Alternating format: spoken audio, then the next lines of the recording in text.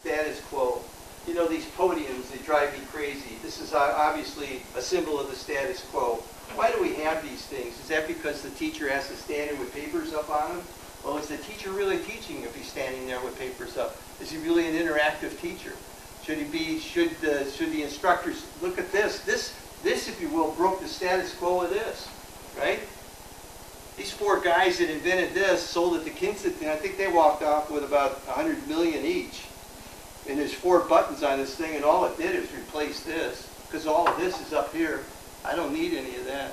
So it's you connecting the dots. I think you get the idea there. Networking, observing, experimenting, these are all very important for your ideas. And look at the product or the business life cycle. Business life cycles are tied to product life cycle. As the life cycle of a product begins to decline, the cost to reinvent something gets exponentially higher. This is the cheapest part. This is where continuous innovation should be taking place. With a new idea, you have the same thing. Just consider this chart for your idea. I have this great idea, and it's going to have a run rate, I think, of 5 years. Well, if your business plan is going to take it out to 5 years, you may be okay there. But an investor might say, I'm not so sure about this. It's a little thin up here. Or you may be extending this thing way beyond what the life cycle is, and you're going to be challenged on that. Be prepared to defend it. If you say your business is able to go for 7 or 10 years, you're going to have to defend the heck out of it. If you say it goes beyond 3 years, you're going to be challenged by an investor. What makes you think there's nobody else coming out with a product in 3 years? Okay, so it's just the things that you want to think about when you're coming up with your ideas. This just shows the type of innovation, the type of ideas, improving a core business idea, new capabilities. This has to do with more of a business life cycle, product life cycle, than it does with just generating new ideas. The gaps, recognize something's missing, could be better, new product feature. There's a case where we take this podium again, and we say, hey, this is neat, I like it, this is not going to go away, people still use it, they use this, why don't we build this into this? That'd be cool. Now we don't have to have 2, we just have 1. It's a way of combining things. Do a revised business model. How are these sold? By distributors? Maybe we could sell them direct. Think of Dell Computer, how Dell got started. Dell does not make computers. Dell only assembles computers. And the reason they built that company over to the billions it's at is they came up with Sell Direct. Before Sell Direct, Dell was going out of business. So the business model is what saved them. So we want to think about how can I change the business model of an old business? New improved processes, way of making it, enhanced technology, radical new ideas. Okay? Iceberg theory, I love this one because this is a classic.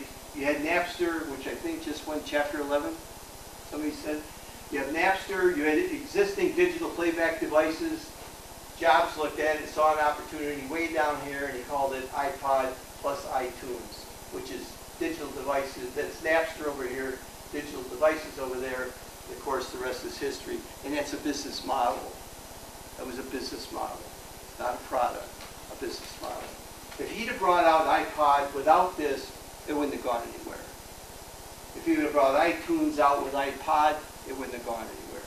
But the model with putting the 2 together is what did it. So you want to look for those kind of things that are below the surface.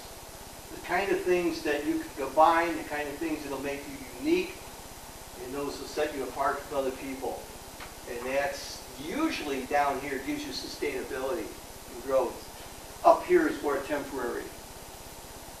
Most products that fit up in here, 2, 3, 4 years life cycle. Products down here. Look at, when did iPod 1 come out? Is it like 8th or 9th year now or something like that? Yeah.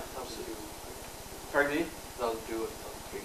Yeah, and there's going to be another generation. They're getting fewer generations of them, but still. And you know the cost of the first one was enormous. And the cost of the latest one was just practically nothing. So if you close your eyes from a financial perspective and say, it costs us this much to build the first one, it costs us this much to build the last one, you financial students, what does that translate to?